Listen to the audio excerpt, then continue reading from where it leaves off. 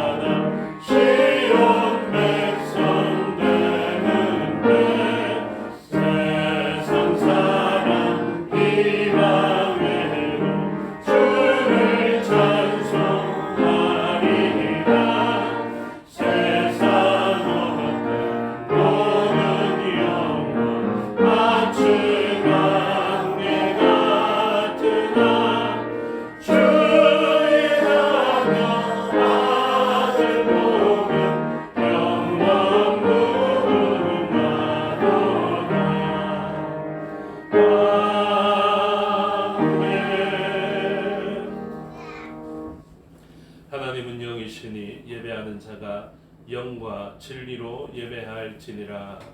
아멘.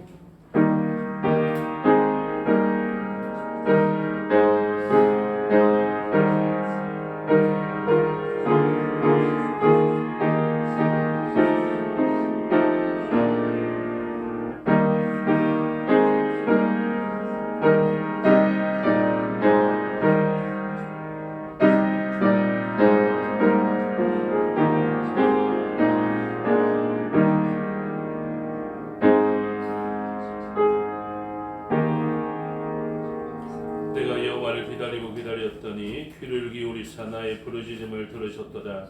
나를 기가 막힐 웅덩이와 수렁에서 끌어올리시고 내 발을 반석 위에 두사 내 걸음을 견고하게 하셨도다. 아멘. 사도신경으로 신앙을 고백하겠습니다. 나는 전능하신 아버지 하나님 천지의 창조주를 믿습니다. 나는 그의 유일하신 아들 우리 주 예수 그리스도를 믿습니다. 그는 성령으로 잉태되어 동정녀 마리아에게서 나시고 본디오 빌라도에게 고난을 받아 십자가에 못 박혀 죽으시고 전사된 지 사흘 만에 죽은 자 가운데서 다시 살아나셨으며 하늘에 오르시어 전능하신 아버지 하나님 우편에 앉아 계시다가 거기로부터 살아있는 자와 죽은 자를 심판하러 오시리라. 나는 성령을 믿으며 거룩한 공교회와 성도의 교제와 죄를 용서받는 것과 몸의 부활과 영생을 믿습니다. 아멘. 살아계신 아버지 하나님 은혜와 사랑을 감사합니다. 오늘도 우리에게는 허물이 있음을 알고 있지만 우리 주 예수 그리스도의 그 보혈의 공로가 더 큰 것을 믿고 그 보혈의 공로를 의지하며 하나님께 나아갑니다. 주의 피로 말미암아 씻어진 휘어진 옷을 입고 하나님 앞에 나아가는 것이겠사오니 우리의 죄가를 도만하시고 오직 주 예수 그리스도의 그 권능의 피 아래 우리를 보셔서 하나님의 자녀된 권세를 얻은 자로 봐주시고 하나님의 자녀에게 베풀어 주시는 그 기업과 각양 좋은 은사가 이 예배 시간을 통하여서 우리에게 베풀어질 수 있도록 은혜 내려 주시옵소서. 하나님께서 하신 일과 우리 주 예수 그리스도께서 우리를 위하여 하신 사랑을 기억하고 하나님께 나아가며 영광과 존귀와 찬송과 권능을 올려드릴 수 있게 되기를 소원합니다. 성령 하나님의 도우심으로 말미암아 하나님 기뻐 받으시는 예배로 드려지게 하여 주시옵고 이 시대에 참된 예배자 한 사람을 찾기 어려울 터인데 이 시간을 통하여서 참된 예배자가 하나님 앞에 세움받을 수 있도록 은혜 내려 주시옵소서. 순서를 맡은 자 예배를 돕는 자 기억하여 주시고 그들에게 능력 베푸셔서 온 성도들이 하나님 사랑하는 마음을 온전하게 대표할 수 있도록 역사하여 주시옵소서. 각처에 흩어져 있는 우리의 지체들이 있사오니 주님의 몸된 교회의 손과 발이 되는 주님의 지체들에게 싸우니 붙들어 주시고 그들이 건강한 가운데 사역을 감당함을 통하고 그리고 삶의 자리에 그들이 믿음으로써 삶을 감당함을 통하여서 하나님 영광 받아 주시옵고 그들이 살아가는 그 모든 삶의 자리에서 주님 임재하여 주시고 동행하여 주시옵소서. 그들의 마음을 움직이셔서 하나님을 경외하며 때를 만나 예배케 하여 주셔서 그들도 우리와 같은 은혜를 있게 하여 주시옵소서. 맡겨드립니다. 친히 주장하여 주시고 하나님만 높임받는 시간 되게 하여 주시옵소서. 감사드리며 예수님 이름으로 기도드리옵나이다. 아멘. 모두 자리에서 일어나셔서 19장으로 찬양하겠습니다.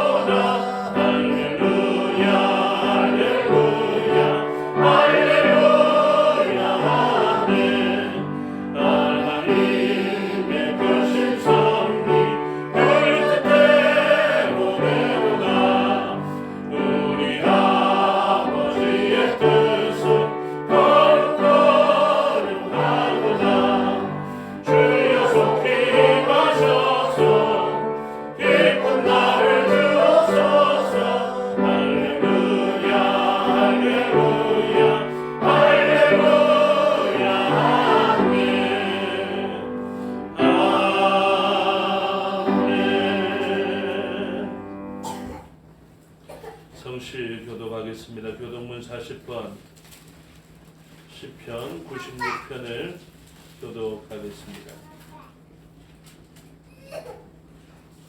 새 노래로 여호와께 노래하라. 온 땅이여 여호와께 노래할지어다.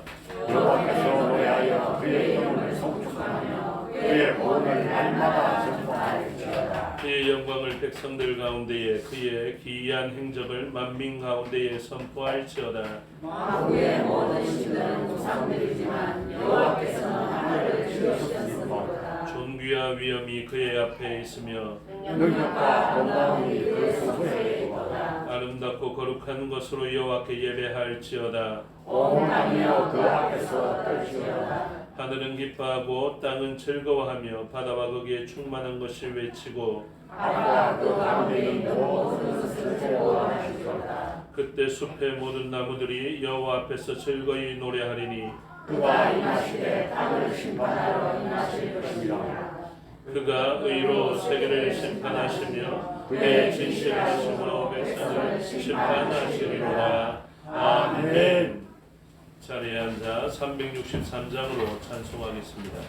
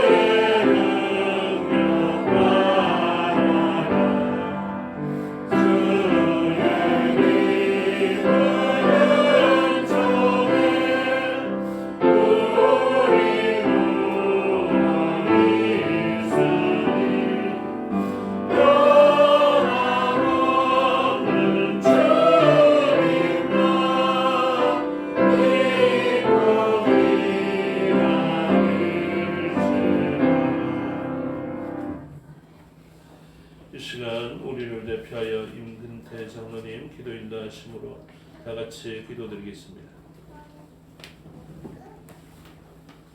다 같이 기도하겠습니다. 사랑의 원죄이신 하나님 아버지, 부족하고 보잘것이 없는 저희들을 생명의 은총 가운데 불러주시고 주의 팔에 안겨 평안 속에서 복된 삶을 누리게 하시오니 감사를 드립니다. 또한 길과 진리와 생명이 되시는 예수 그리스도를 알고 그 예수 그리스도를 의지하고 그 예수 그리스도를 따르게 하여 주시오니 더욱 감사를 드립니다. 오늘도 저희들을 생명의 길로 인도하시기 위하여 주님의 전으로 불러주셨사오니 생명이신 주님을 찬양하며 마음을 다하여 예배할 수 있게 하옵소서. 자비로우신 주 하나님 아버지, 주님의 은총을 받은 자로 주님께 소망을 두고 주님을 위해 일해야 할 저희들을 이어싸우나 오히려 세속의 분주함 때문에 바삐 움직였음을 고백하지 아니할 수 없습니다. 이제 주님의 일로 인해 분주해지는 하나님의 사람들이 되게 하시고 주님 앞에 충성하는 성실한 일꾼들이 되게 하여 주시옵소서. 이제 더위로 인한 고통이 가득했던 무더운 여름이 한풀 꺾이고 있습니다. 저희에게 지루하고 습하고 무더웠던 여름이지만 이제 다시금 시원한 계절에 결실의 계절을 기다릴 수 있게 하시고 지금까지 강건하게 인도하신 것에 대해서 진심으로 감사를 드립니다. 주여, 다소 저희들이 태만했던 신앙을 가다듬고 다시금 분발하여 열매 맺는 가을을 준비할 수 있도록 도와주시옵소서. 우리 주님은 오래 참으심으로 저희를 생명의 길로 인도하셨듯이 지금도 저희들에게 기대를 꺾지 않으시고 오래 참고 기다리시는 줄 믿습니다. 주님의 깊고 깊은 그 사랑과 은총을 깨달아 하나님을 기쁘시게 하기 위하여 우리의 마음을 쏟을 수 있는 저희 모두가 되게 하여 주시옵소서. 지금 코로나19로 인하여 많은 사람들이 고통을 받고 있습니다. 어수속히 이 질병이 종식이 되도록 은혜를 베풀어 주시옵소서. 예배드리는 이 시간 정말 세상이 줄 수 없는 신령한 은혜로 저희와 함께 하실 것을 분명히 믿습니다. 오늘 또 말씀을 들고 단위에 서신 목사님을 기억하시고 주님의 귀한 음성을 담아 내시기 위하여 그 헌신의 힘을 쏟을 때에 언제나 피곤치 않도록 주의 능력으로 붙들어 주시옵소서. 예배의 모든 시종을 주님께 드립니다. 성령님께서 교통하시고 성령님께서 함께 하실 것을 믿사옵고 예수 그리스도의 이름으로 기도드립니다. 아멘.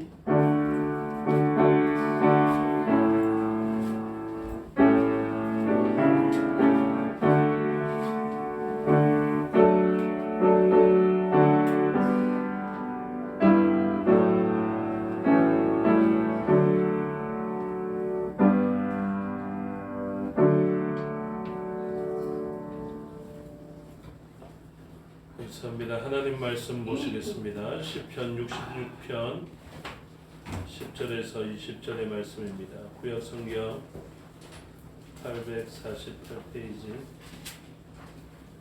시편 66편 10절에서 20절의 말씀입니다.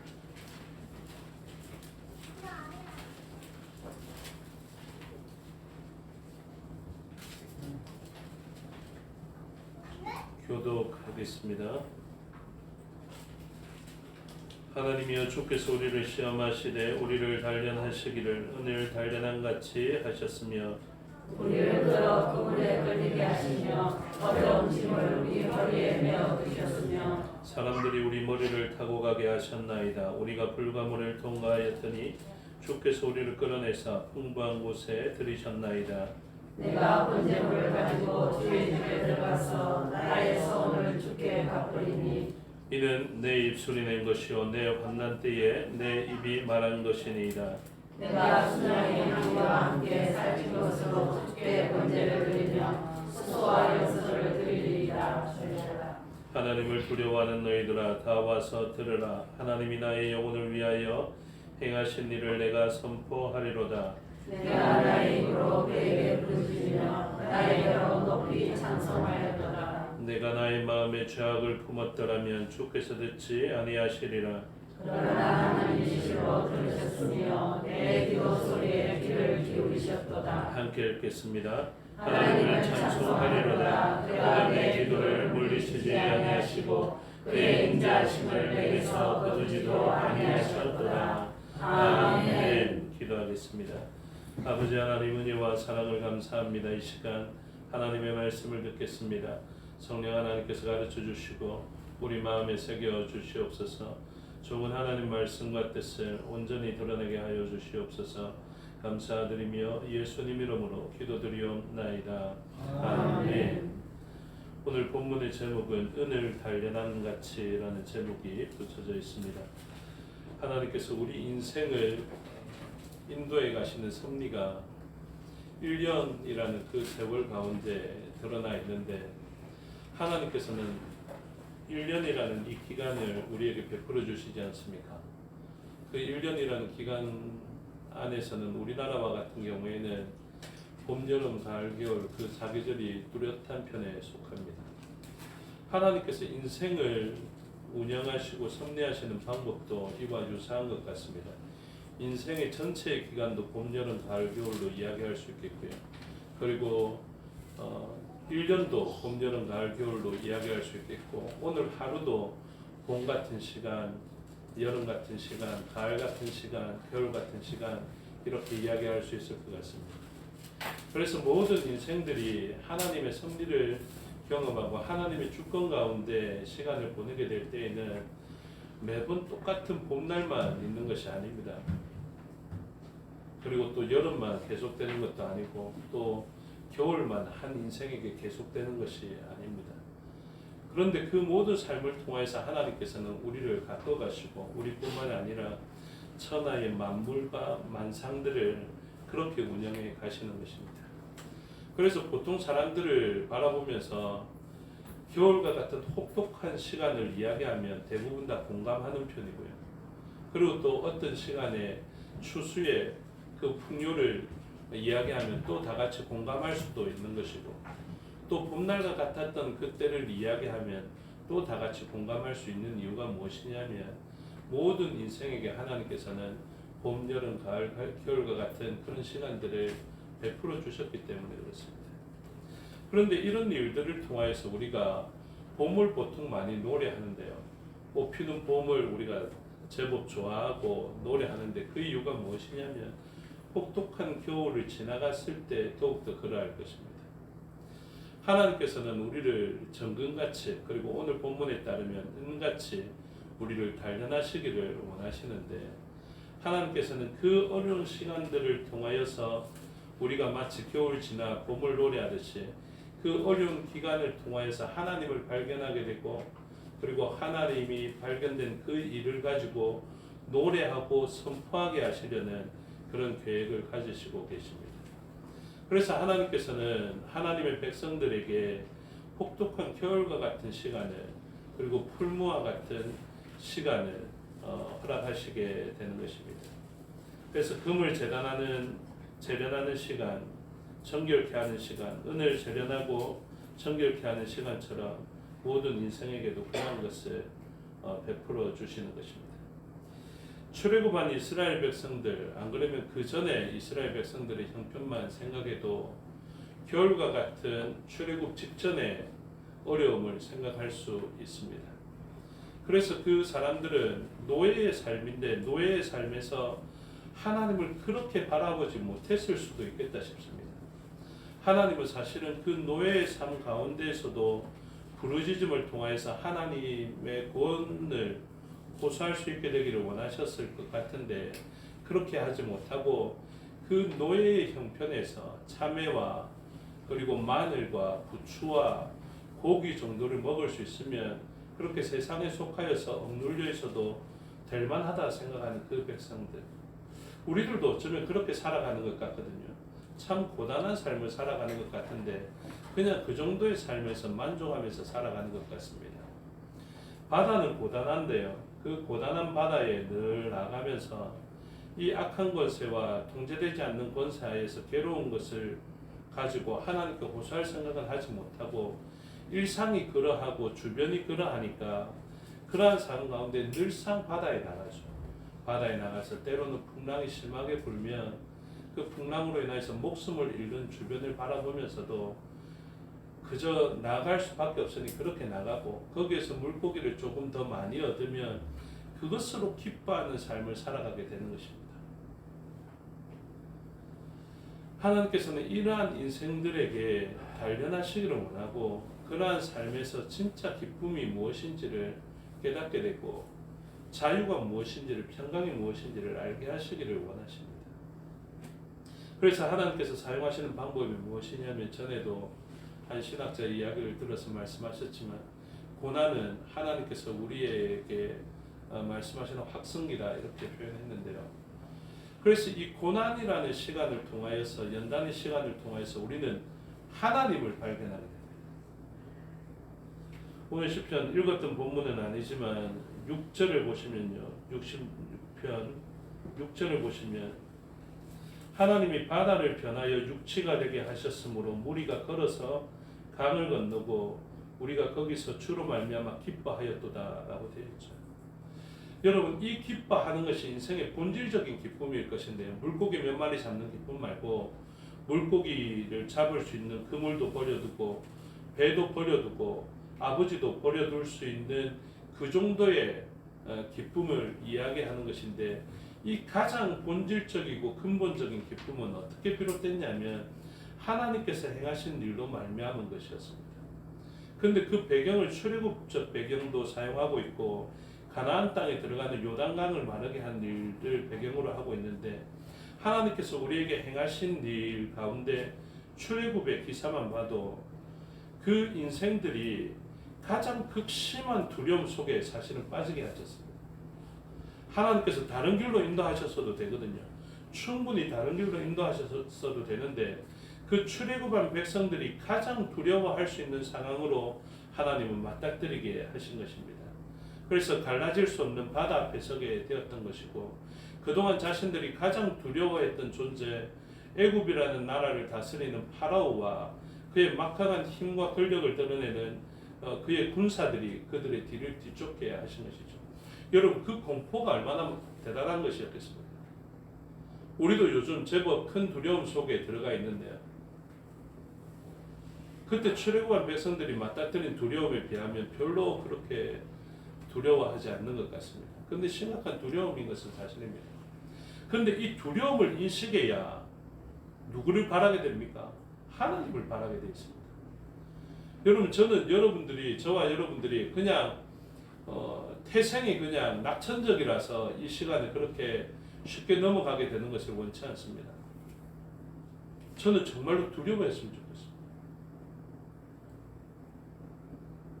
내가 태생이 낙천적이고 내가 원래 밝고 명랑하고 쾌활한 성격이라서 이 시간에 그렇게 웃어 넘어가는 것이 아니라 진짜 심각한 두려움 속에 있지만 하나님의 구원을 바라봄을 통해서 우리가 평강을 누리게 되기를 바라는 것입니다. 그게 정상이지 않겠습니까? 근데 노예라도 그냥 만족하는 것처럼 질병에 억눌려 있지만 그냥 1년 넘게 이런 일이 생기고 있으니까 그냥 거기에 대해서 둔감해져서는 안 된다는 것입니다. 하나님께서는 이것을 원하십니다. 정말로 큰 두려움 속을 들어가서 두려움과 맞닥뜨리고 그곳에서 호소하라 하는 것이죠. 누구를 향해서? 유일하게 구원을 베풀 수 있는 하나님을 향하여서 호소하라는 것입니다. 우리의 삶의 모든 두려움과 어려운 형편은 구원자가 따로 있으면 안 됩니다. 하나님께서 우리에게 원하시는 방식이 무엇이냐면, 너희가 전쟁을 맞닥뜨렸느냐?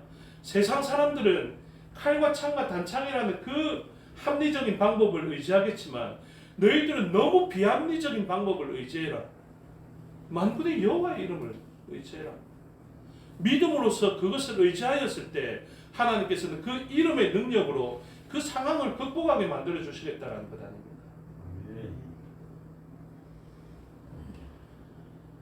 그런데 우리가 하나님을 의지하지 않든지 아니면 지극히 상식적인 방법, 합리적인 방법으로만 이 상황을 극복하려는 그런 생각을 가지고 있습니다. 그래서 우리들은 이러한 어려움의 시간에 하나님을 바라볼 수 있어야 됩니다. 그래서 하나님께서는 하나님을 바라보지 못했던 백성들에게 은을 단련하기 위해서, 금을 단련하기 위해서 출애굽한 이스라엘 백성들, 자신의 백성들을 단련하기 위해서 앞에는 바다의 뒤에는 막강한 군사가 따르는 그 두려움을 맞닥뜨리게 하신 것입니다. 그리고 모세가 바라봤던 하나님, 그대로 온 백성들이 하나님께 구원을 바라보게 되었을 때 하나님께서는 그 바다를 변하여서 육지가 되게 하셨다고 6절에서 이야기하고 있습니다. 하나님은 바다를 변하게 하셔서 육지로 만드실 수 있는 분이신 것을 성령의 도우심으로 믿으시기 바랍니다. 여러분, 성경에 기록되어 있지 않습니까? 우리가 경험하지 않아도 지금 시대는 성경에 기록한 것을 믿는 시대입니다. 성경에 대한 믿음이 필요하고 성경에 기록된 것은 분명하게 믿는 믿음이 요구되어지는 때라고요. 그래서 그것을 우리가 믿는 것입니다.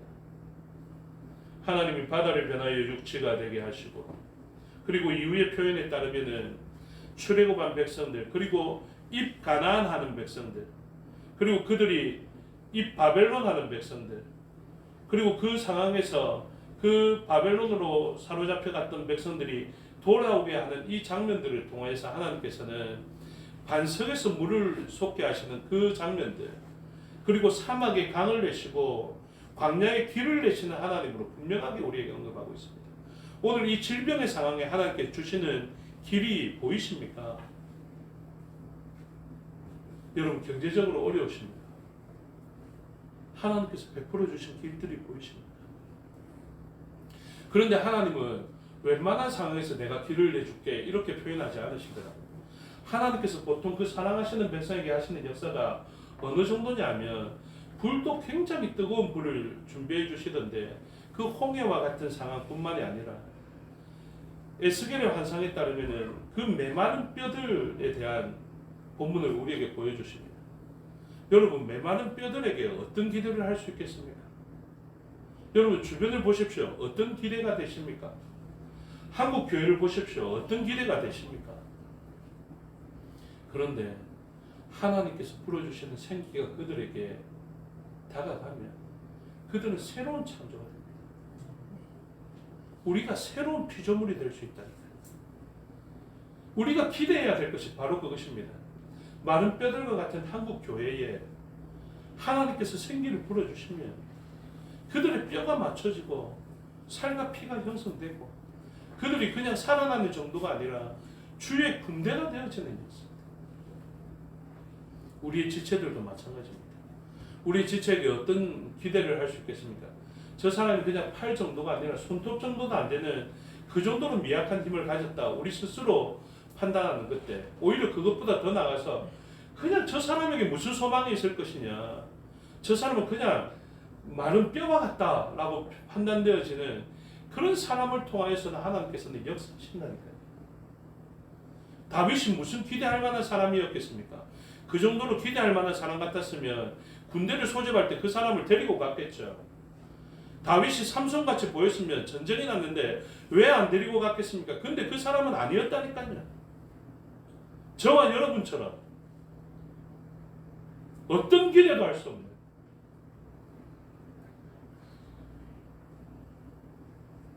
하나님께서 역사하실 때 그 연약한 자를 들어 쓰시는 이유가 있습니다. 마치 홍해를 가르시는 그 막강한 두려움 속에서 하나님께서는 구원을 베풀어 주시는 것처럼 이 뼈와 같은 사람들에게 하나님의 능력이 닿으면 되살아나 군대가 되는 역사들을 하나님은 비전으로 품고 계시고 그 일을 통해서 사람들이 이제 찬송할 제목을 얻게 하시는 것입니다. 그냥 조금 약한 사람이 이렇게 세운 거 이거 갖고 찬송하기 어려우니까 그냥 뼈를 살려서 하나님의 군대로 만드시는 것이죠. 그래서 하나님께서는 이 시편에 참 중요한 표현을 쓰시는데요. 5절에 보시면은 와서 하나님께서 행하신 것을 보라라고 이야기하고 있습니다. 우리가 해야 되는 일이 무엇이고 열방이 해야 되는 일이 무엇이냐면요, 다른 곳으로 가면 안 됩니다. 이곳으로 와야 합니다. 우리는 자꾸만 돈이 있는 곳으로 갑니다. 우리는 자꾸만 백신이 있는 곳으로 갑니다. 우리는 자꾸만 누가 길을 낸 그곳을 향해서 찾아가고 있습니다. 그런데 우리가 가야 할 곳은 어디냐면요, 하나님께서 그렇게 진퇴양난의 길을 주신 그곳에 가 있어야 합니다.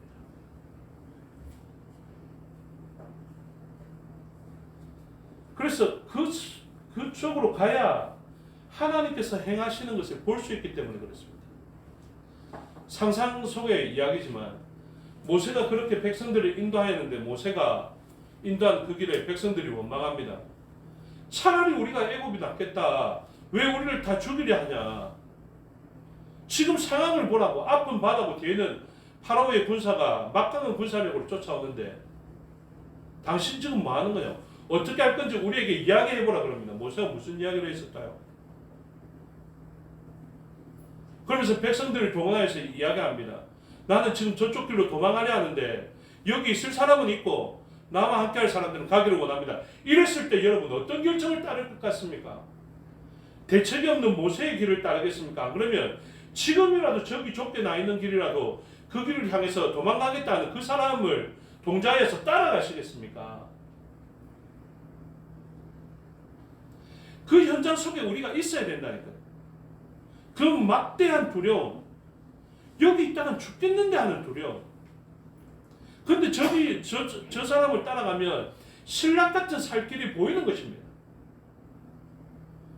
지푸라기도 잡아야 되는 게 우리의 본성이라면 그 사람을 찾아서 쫓아가지 않겠습니까? 그 사람을 따라가지 않겠습니까?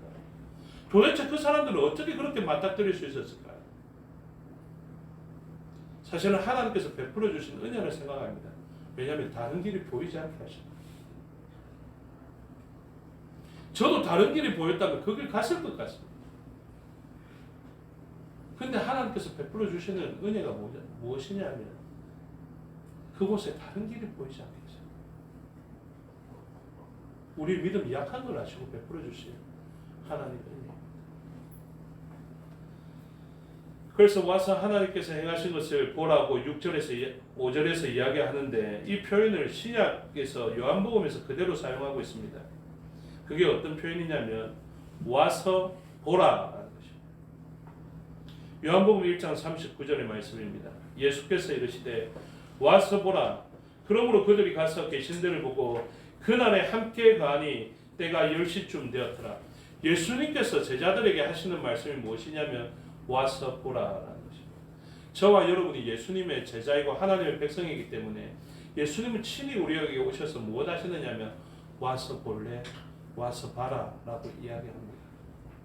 그리고 우리는 가서 볼 수 있는 은혜를 입게 되는 것이죠. 그래서 와서 보라 라고 이야기를 합니다. 또 결정적인 표현이 아까 1장 39절 말고 1장 46절에 있는데요. 나다나엘이 이르되 나사렛에서 무슨 선한 것이 날 수 있느냐? 빌립이 이르되 와서 보라 하니라. 여러분 빌립이 그렇게 이야기했습니다. 와서 보세요.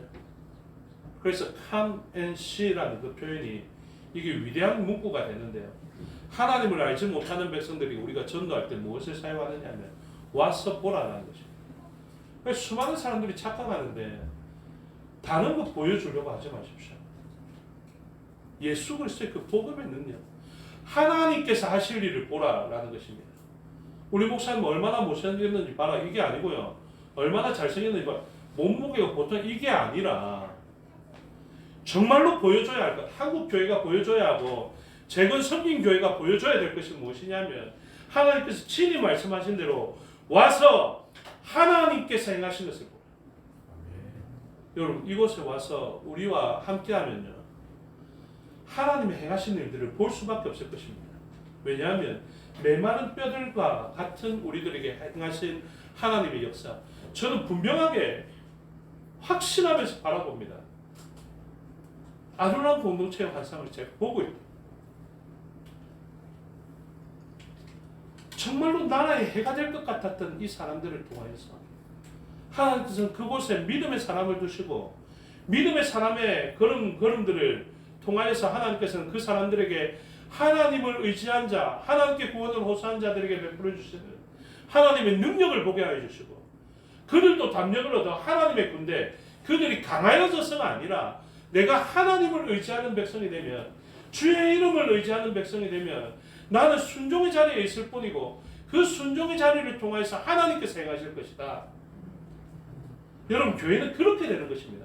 나는 순종의 자리에 있을 뿐이고요. 그 순종을 통해서 하나님께서 행하시는 일들이 교회를 통해서 역사되어지게 해야 되는 것입니다. 이것이 교회가 가져야 되는 정체성. 나다나엘이 이렇게 이야기했거든요. 저만의 이야기가 아니라 나다나엘이 이르되 나사렛에서 무슨 선한 것이 날 수 있다. 사람들이 지금 이야기할 것입니다. 이제 막 교회를 폐쇄하고 이런 일들이 일어나는데 한국 교회에서 무슨 선한 것이 일어나요? 직접적으로 이야기할까요? 재건 섬긴 교회에서 무슨 선한 것이 날 수 있겠느냐 할 때.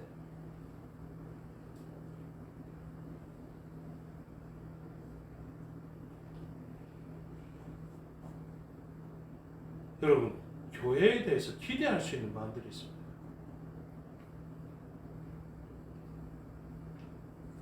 직접적인 예를 들어서 부산에 여러 교회가 있다 생각해 보십시오. 작게 재봉교회 안에 여러 교회가 있다고 생각해 보십시오. 총회적으로 부산 노회적으로 정말로 도움이 필요한 일들이 생겼습니다. 어떤 교회를 의지해야 될 것 같습니다.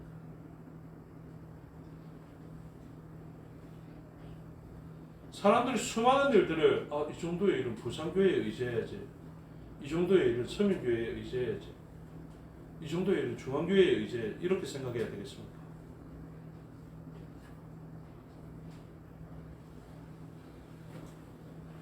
저는 이런 어려운 가운데 최소한 재건 총회 안에서 어려운 일을 만나면 재건 섬김교회가 제일 먼저 생각나기를 소원합니다.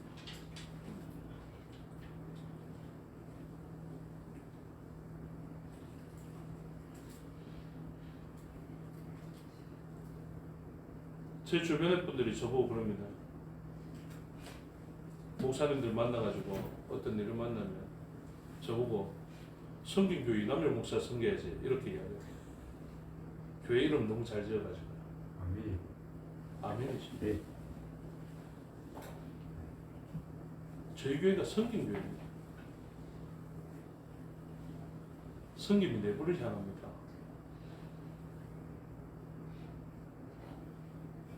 섬김은 먼저 하나님을 섬겨야 되겠지만 그 섬김을 통해서 온 열방이 하나님의 섬김, 하나님의 백성들이 섬기는 일로 말미암아 좋은 것을 누리게 하는 것을 바라보면서 지은 일을 말합니다. 섬김교회 찾아갑니다. 서동동 목사님이 한날 이야기하더라고요. 교회 간판 보고 그러는지 모르겠지만 운전하니까 차들이 막 달려든다 이렇게 이야기해요. 그러니까 보통 차들하고 다르다니까요. 그게 정상이라고 생각합니다.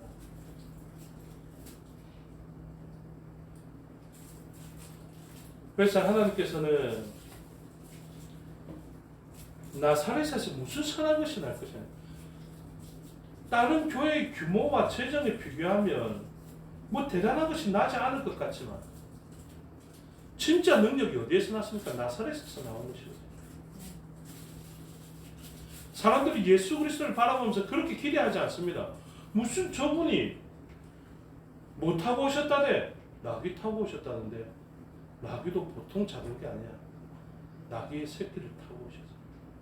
여러분 그분한테 무슨 계속 종려나무 가지를 흔들면서 옷을 바닥에 깔면서 순종하기를 그분께서 구원을 베풀어 주시기를 기대하겠습니다. 그런데 여러분 교회는 막강한 힘을 가지고 있다니까요. 교회에게 주신 사명이 무엇이냐면 만물을 충만케 하시는 자의 충만, 만물의 회복이 어디에 달려있냐면 교회에 달려있습니다. 저는 성경교회에 그 사명이 달려있다고 확신합니다. 네. 여러분 이게 교회입니다. 이게 교회라고요. 저와 여러분이 이 세상을 살아가는 이유이기도 합니다. 그래서 하나님께서는 우리를 단련하시고 하나님께서 행하신 일들을 보게 하십니다. 그전에는 우리가 어떻게 되었습니까? 그물에 걸리게 되었다. 11절에 어려운 짐을 우리 허리에 메워두셨습니다.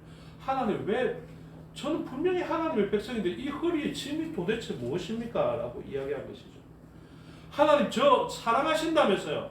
그런데 하나님께서는 그물에 걸리게 하신 것입니다.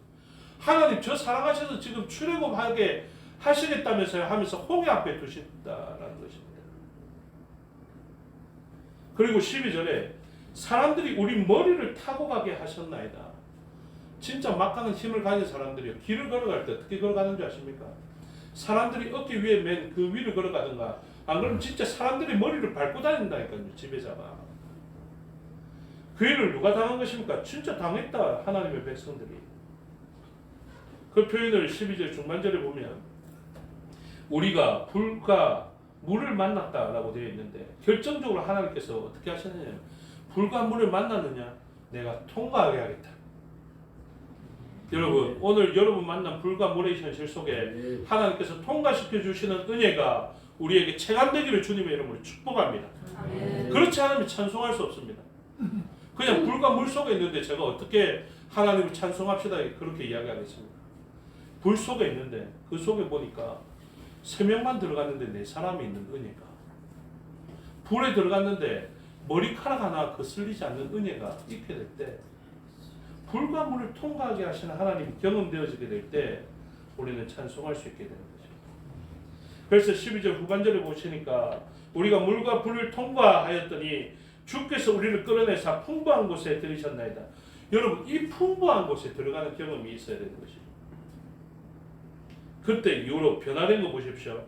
이제 이렇게 변합니다. 이러한 사람은 13절, 내가 번제물을 가지고 주의 집에 들어가서 나의 서원을 주께 갚으리니. 여러분, 주의 집에 들어가는 것이 얼마나 큰 은혜인지 모릅니다. 주의 집에 들어가는데요, 무엇 가지고 들어갑니까? 번제물을 들고 들어갑니다.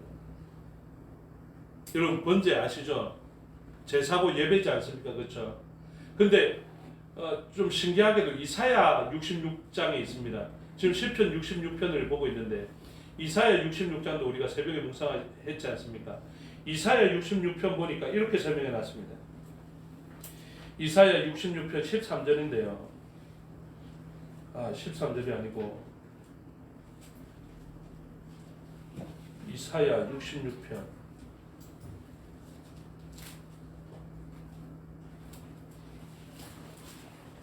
제가 이 본문을 복사를 해서 붙여놓지 않았던 모양인데,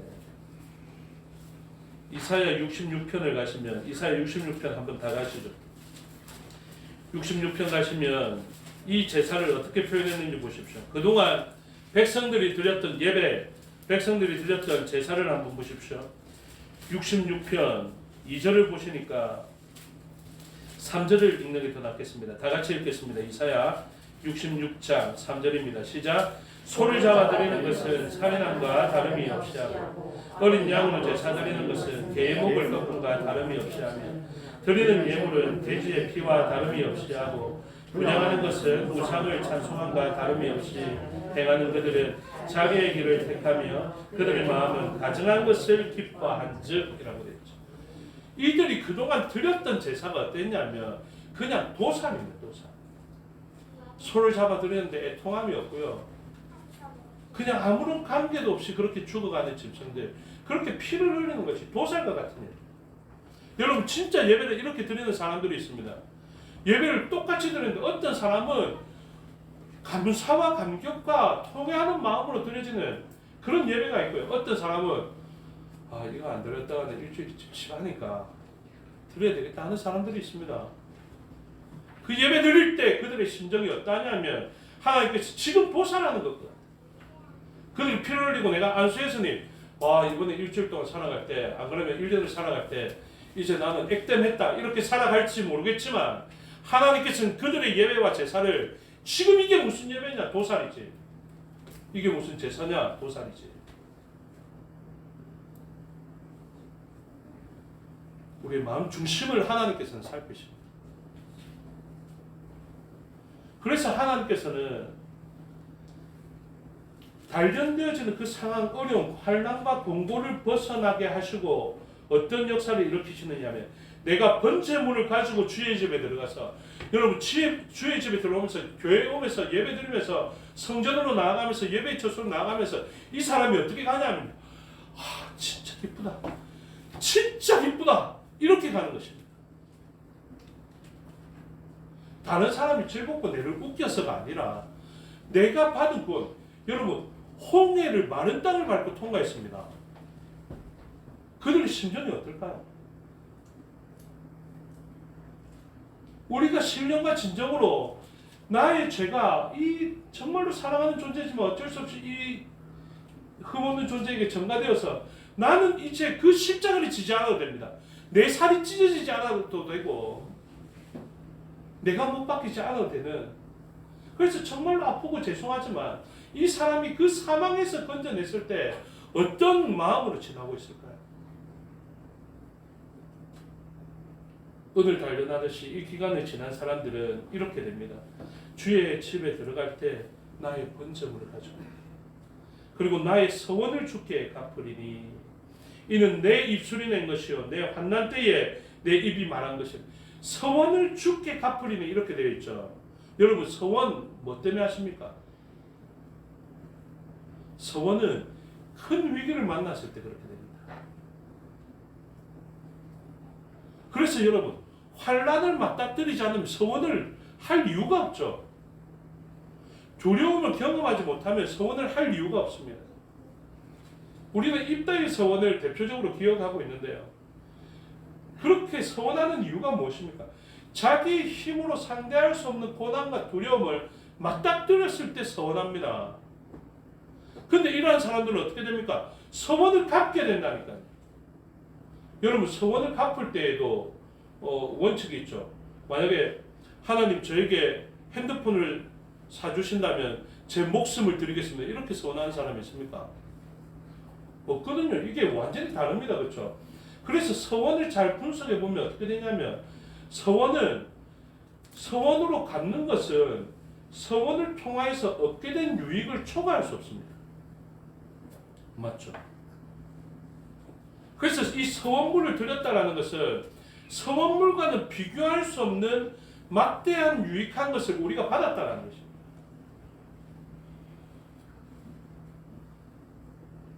하나님께 우리가 서원을 갚을 수 있는 존재가 되는 것은 우리의 삶의 자리에서 만나는 그 위기 가운데 너무 두려워서 하나님께 서원을 하였는데 그 서원으로 말미암아 하나님께서 나의 부르짖음과 기도, 서원을 들어주셨다라는 그리고 그 서원을 행할 수 있도록 나의 삶의 자리에서는 위기를 극복할 수 있고 환난을 극복할 수 있는 일을 행하셨다라는 것이 전제되어 있죠.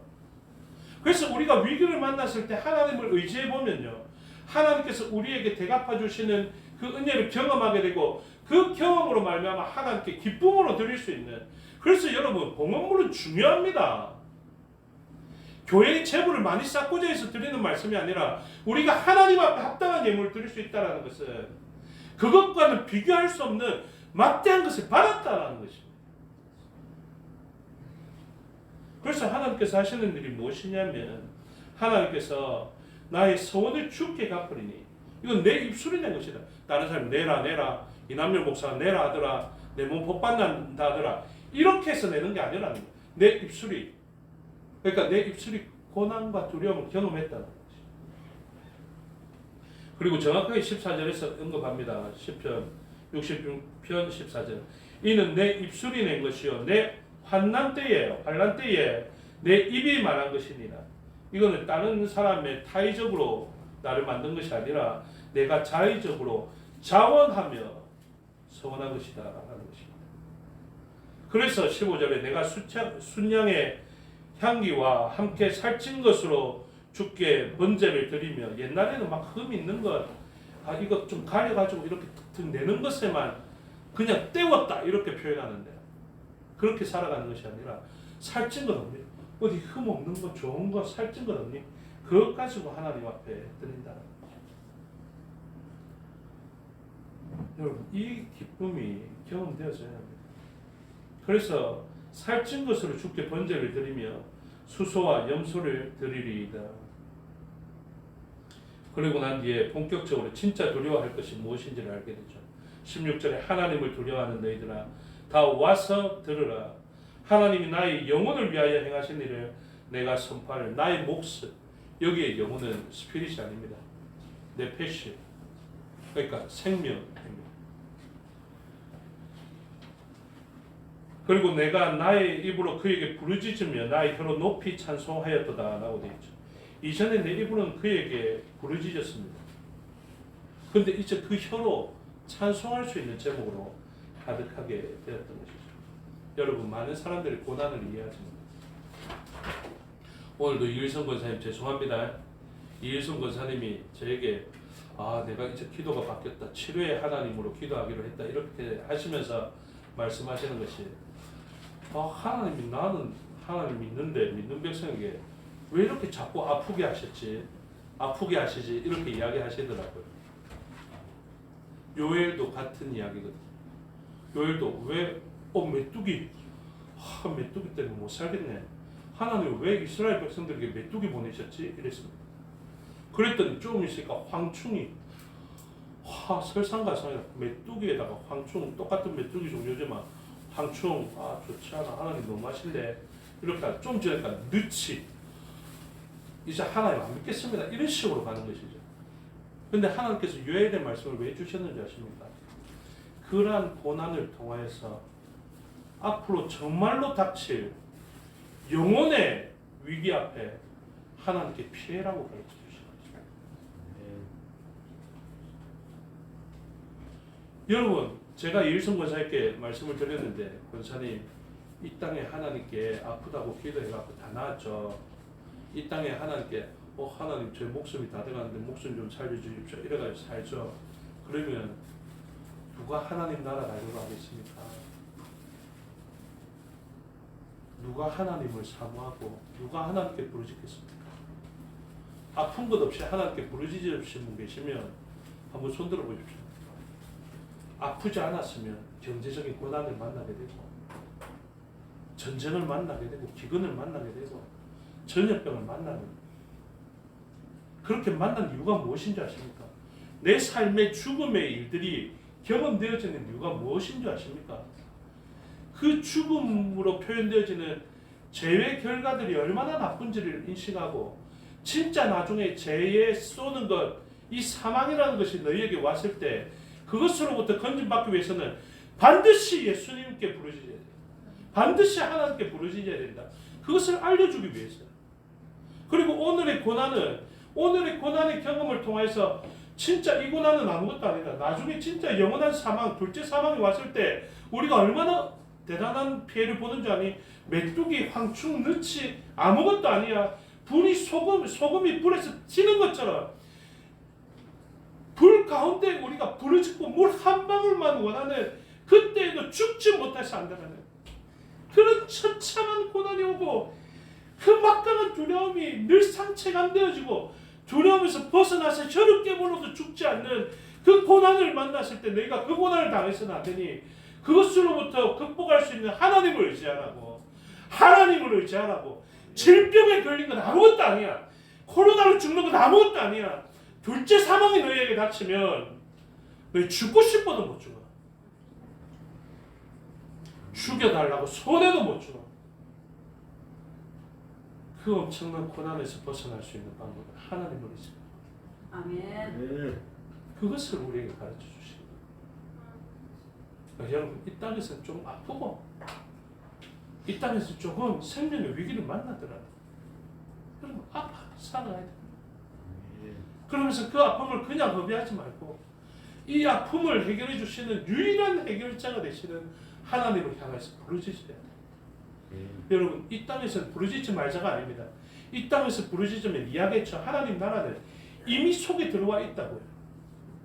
아직 완전하게 온 것은 아니지만 이미 속에 침투해져 있다니까요. 성경에서 그거 다 보여주셨지 않습니까? 그것을 우리가 믿고 확신하면서 그렇게 살아가는 것입니다. 저는 생명을 막 호소하더라도, 살려달라고 호소하더라도 죽어갔던 수많은 경험들을 하고 있습니다. 그런데 저는 하나님에 대해서 배신감을 느끼는 것이 아니라 그 수많은 경험들을 통해서 생명 되신 하나님만을 더 올바른 초점을 가지고 바라보게 됩니다. 그것이 고난 가운데 우리를 두신 하나님의 섭리입니다. 그래서 하나님께서는 오늘의 삶의 자리에서 우리가 기도하기를 원하십니다. 부르짖기를 원하십니다. 그래서 시편 66편의 마지막 절, 하나님을 찬송하리로다. 이 찬송을 가지고, 이 찬송 없으면 기도할 수 없습니다. 찬송하리로다. 그가 내 기도를 물리치지 아니하시고 그의 인자하심을 내게서 거두지도 아니하였도다. 그런데 19절 보십시오. 그러나 하나님이 실로 들으셨으며 내 기도 소리에 귀를 기울이셨다. 이게 기도를 뭐라고 이야기하냐면 기도를 하나님 앞에 실존적으로 다가갔다라는 것입니다. 하나님이 기도를 안 들으시는 것을 내 실존을 그냥 거부한 것으로 표현하죠. 그 말은 무엇이냐면 기도는 내가 하나님의 실제적인 존재 앞에 나의 실제적인 존재로 맞닥뜨리고 있다는 것입니다. 왜냐하면 죄를 품으면 우리는 그 자리에서 죽거든요. 그런데 하나님께서 이 존재를 받아주신 것입니다. 18절을 보면 내가 나의 마음에 죄악을 품었다면 주께서 듣지 아니하시네. 내가 죄악이 있으면 하나님이 듣지 못한다는 거예요. 듣지 아니하시죠, 당연히. 왜냐하면 내게 죄가 있으면 들을 수가 없습니다. 왜 그럴까요? 실존이 가기 때문에 그렇습니다. 여러분, 기도가 만약에 나는 안 가고 우리의 소원만 가는 것이라면 어떻게 되겠습니까? 저 아이는 저기 땅에서 기도하는 저 사람은 부정하더라도 기도는 선한 것이니까 의로운 것이니까 내가 들어줄게 할 수 있겠죠. 그런데 이 실존자가 지금 죄악 가운데 있습니다. 그러면 죄인이 하나님 앞에 설 수 없기 때문에 기도를 안 들으십니다. 그 말은 곧 무엇을 반증하냐면 기도는 땅에서 나는 기도하고 하늘에는 그냥 내 선한 의지만 가는 것, 이것을 말하는 게 아니라 땅에 있는 나의 실존이 하나님 앞에 가는 것을 이야기합니다. 여러분, 기도를 어떻게 안 할 수가 있습니까? 기도를 어떻게 싫어할 수가 있습니까? 기도를 어떻게 실증내야 할 수가 없다니까요. 왜냐하면 기도는 우리의 실존이 하나님 앞에 용납되어져서 하나님과 대화하는 것입니다. 이 영광스러운 자리에 하나님께서 우리를 들이시고 죄악이 있으면 우리의 기도를 듣지 못하니까 죄악의 문제를 예수 그리스도의 피로 말미암아 해결해 주시고 우리는 의로운 존재로 맞닥뜨리시며 이 의로운 존재가 땅에서 고통받을 때 하나님께서는 하늘에서 들으시고 그 고통의 문제에 유일한 해결자가 되어주시는 것을 나타내시며 그에게 서원도 갖게 하시고 찬송하게 하시고 열방을 향해서 선포하게 하시고 여러분 소원하십시오. 기도하십시오. 하나님의 실존 앞에 우리가 다가가서 하나님, 내가 땅에서 정말로 고통스러운 삶을 살았는데 그때 내가 하나님을 온전하게 바라봤습니다. 여러분, 애굽에서 지냈던 그 400년의 기간 동안 출애굽을 경험하지 못한 사람들은 어떻게 살아갔을 것 같습니까? 고통받는 속에 살아갔지만 하나님의 그 회복을 바라보면서 그렇게 믿음으로 살아갑니다. 그것이 바른 선택이었던 거죠. 오늘 우리가 고통 속에 살아갈 때 우리를 단련하시는 하나님이신 것을 기억하시고 만나는 위기와 질병과 아픔과 사망의 위협 속에 하나님만을 온전하게 바라보며 하나님이 유일한 구원자가 되시는 것을 알고 그분 앞에 기도로서 실존 앞에 서게 되고 그리고 그분 앞에 서원하게 되어서 하나님께서 위기를 극복하게 하시는 그 일이 분명하게 체감되는 자원적 서원을 통해서 하나님께서 베푸신 능력을 스스로 체감하고요. 그 체감으로 말미암아 교회에 기쁜 마음으로 나와서 예배드리고 삶의 자리에서 이웃을 향해서 야, 너희들이 사는 것은 그것 때문에 사는 것이 아니라 하나님 덕분에 사는 거야 라고 선포하는 삶이 되시기를 주님의 이름으로 축복합니다. 기도하겠습니다. 아버지 하나님 은혜와 사랑을 감사합니다. 단련함의 그릇 속에서 우리는 얼마나 고통으로 삽니다. 애굽이라는 그릇 속에서 우리는 얼마나 아파하고 가장 큰 두려움 홍해 앞에서 우리는 얼마나 아파했습니까? 그러나 하나님, 우리가 온전히 하나님만을 바라보게 되었을 때 우리가 그 두려움 때문에 입을 열어서 하나님 이 위기만 극복하게 해주시면 제가 하나님 앞에 이것을 하겠습니다라고 서원했던 것, 하나님 이제는 우리가 그 서원을 기억하게 해주시고 오늘 성경 속에서 기록된 말씀뿐만이 아니라 우리의 삶의 자리에서 만나게 되는 이 위기와 환난 속에 우리는 입을 열어 하나님 앞에 기도하고 서원하는 자 되게 해주시고 아버지, 그 모든 서원을 갚아드릴 수 있도록 역사하시는 하나님의 역사가 우리의 삶의 자리에서 체감되어지게 하여 주시옵소서.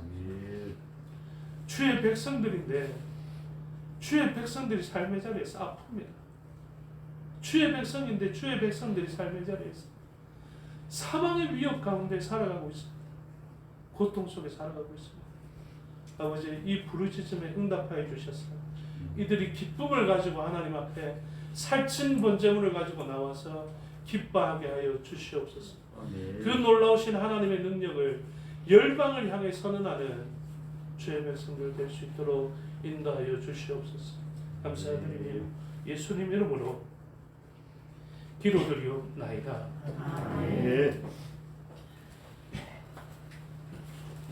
찬송하며 봉헌하겠습니다. 215장 찬송드리겠습니다.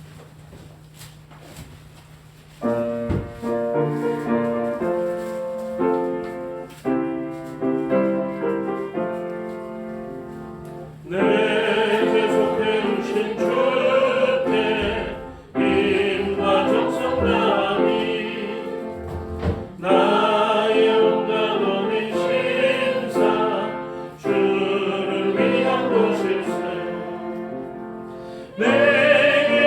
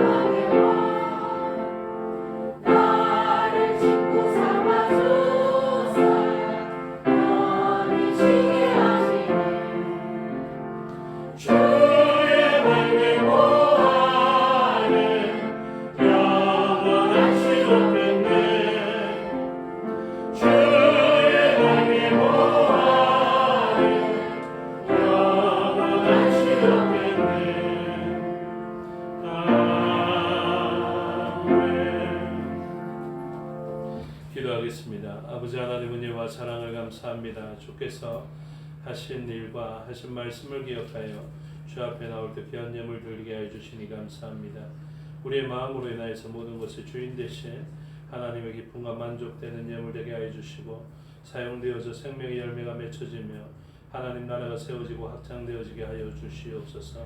범사를 감사하며 주께 드렸사오니 주님 기뻐 받으시고 모든 일 가운데 감사할 제목으로 넘쳐나게 하여 주시옵소서.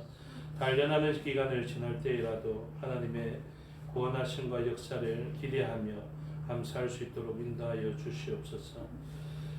너희 죄가 주홍같이 붉을지라도 눈과 같이 희게 하신다는 말씀을 믿고 의지하고 감사하며 주님께서 내게 주신 은혜가 족하다고 고백하는 감사가 있습니다. 주님 기뻐 받아주시고 사유하시면 종을 베풀어 주시고 함께하여 주시는 그 은혜가 경험되어지게 하셨사오니 하나님께서 늘 동행하여 주시고 늘 그의 삶의 자리에서 사유하시면 종을 베풀어 주셔서 흠없고 거룩하신 하나님과의 동행과 동감이 있게 하여 주시옵소서. 또한 하나님의 은혜를 감사합니다. 세상은 어지러운 가운데서 지켜주심을 감사합니다라고 드린 감사의 예물이 있습니다. 주님 기뻐 받으시고 세상이 그들을 애워싸고 군대가 애워싸더라도 이 드린 자는 하나님의 보호하심을 알아서 하나님께서 베풀어 주시는 탭을 위해서 하나님께서 주시는 잔으로 감사할 제목이 넘쳐나게 하여 주시옵소서. 또한 멀리 타국에서 이사를 하고 그 이사에 드린 감사 예배에 감사함에 드린 예물이 있습니다. 하나님 기뻐 받으시고 그의 삶을 인도하여 주시옵소서. 많은 사람들이 아버지의 보호를 바랄 수 있을 때 그 아버지의 집을 떠나서라도 하나님을 의지하면서 그의 삶의 영역을 감당하였습니다. 아버지 그 가정에 주신 말씀대로 그 가정이 장막을 옮겨서 주의 제단을 쌓고 여호와의 이름을 불렀더라 하는 그 믿음의 삶이 그의 삶에 가득하게 하여 주시옵소서. 그래서 아버지의 집의 보호를 받는 것보다 하나님의 보호를 받는 가정이 더욱더 유익한 것을 삶의 자리에서 고백하게 하여 주시고 그 타국 땅에서 인간적인 보호막은 해체되었을지라도 하나님께서 세워주시는 그 보호막의 견고함을 경험하고 나의 피난처요 산성이요 요새가 되시는 하나님을 늘 삶의 자리에 고백하게 하여 주시옵고 그 가정의 믿음의 후손도 허락하여 주시옵고 믿음의 명문가를 이어가는 가정이 될 수 있도록 인도하여 주시옵소서. 그 가정을 위한 온 성도들의 기도에 응답하셔서 하나님께서 그 가정에 하나님의 섭리와 역사를 운영하심을 나타내어 주시옵소서. 10의 1조로 드렸습니다. 모든 것으로 받으신 하나님께서 그의 삶을 모든 삶의 영역을 책임져 주시고 하나님께서 베풀어 주시는 하늘과 땅의 좋은 것으로 채워지게 하여 주시옵소서. 하늘의 신령한 복이 드린 자의 손길 위에 있게 하여 주시옵소서.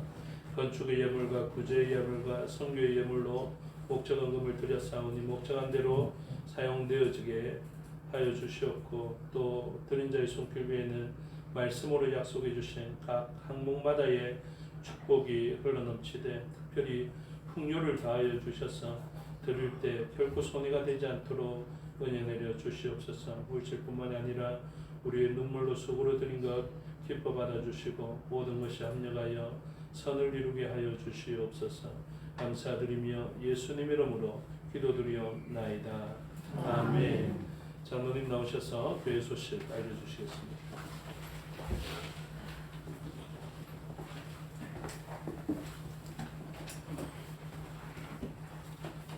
감사합니다. 교회 소식 전하겠습니다. 환영합니다. 교회를 찾아주신 여러분을 진심으로 환영합니다. 부산도의 청년의 정기 큰 모임이 8월 29일 주일 오후 7시 30분에 있습니다. 장소는 최근 부산노회 유튜브 채널 라이브입니다. 최근 부산노회 청년회를 유튜브로 검색하시면 되겠습니다. 제103회 재건총회 소집이 됩니다. 9월 14일 오전 11시에 마산 재건교회당에서 총회가 열립니다. 총회를 위해서 기대해 주시기 바랍니다. 부산성경연구원 2021년 가을 학기가 개강이 됩니다. 일시는 9월 7일 화요일 오후 1시 30분부터 12월 7일 화요일 오후 8시 45분 매주 화요일 날 있습니다. 장소는 저희가 새성교회당에서 있고 소강비는 주야간에서 4만원. 수강하실 분들은 내일 8월 23일 월요일까지 목사님께 알려주시기를 바랍니다. 수강비는 교육비에서 드리겠습니다.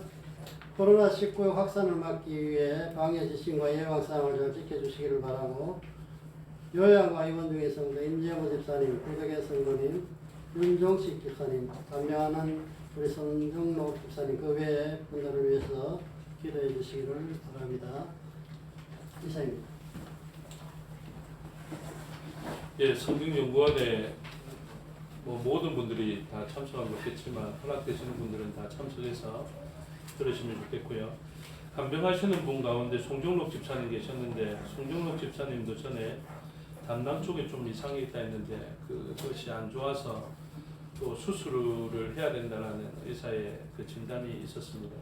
여러분들이 위해서 기도해 주시고 또 송정록 집사님 가정과 그 속한 가족들 그리고 특별히 임재문 집사님을 위해서도 더 기도해 주시기 바랍니다.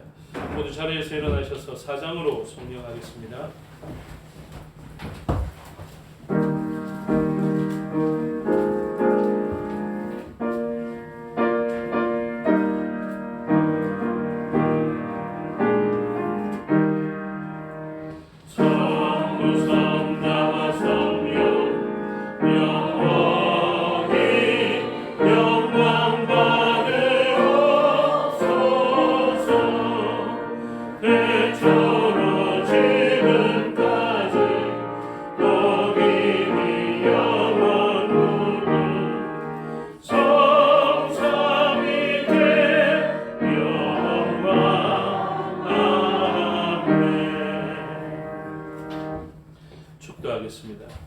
이제는 우리 주 예수 그리스도의 은혜와 아버지 하나님의 사랑과 성령의 교통하심이 오늘 말씀을 듣고 연단의 기간을 지날 때 오직 유일하게 구원자 되신 하나님을 의뢰하고 그 하나님의 베푸시는 구원의 역사들을 체감하기로 소원하고 그 체감을 통해서 온 열방에 하나님의 기사들을 선포하기를 소원하는 주의 백성들 머리 위에와 그들의 가정과 권속과 삶의 영역 위에 생업과 사업의 영역 위에 지금부터 영원토록 함께 하시기를 축원하옵나이다.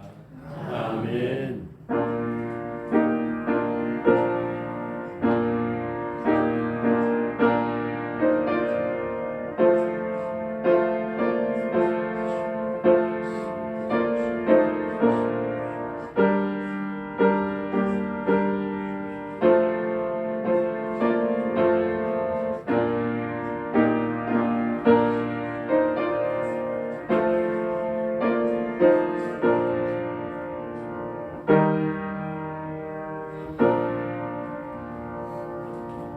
감사합니다. 주일 오전 예배 순서를 마치겠습니다. 현재 시간 12시 10분이고요. 10분 후에 오후 예배를 시작하겠습니다. 실황은 잠시 멈췄다가 나중에 재개하도록 하겠습니다. 언니 반가워. 사랑해 따봉. 사랑해.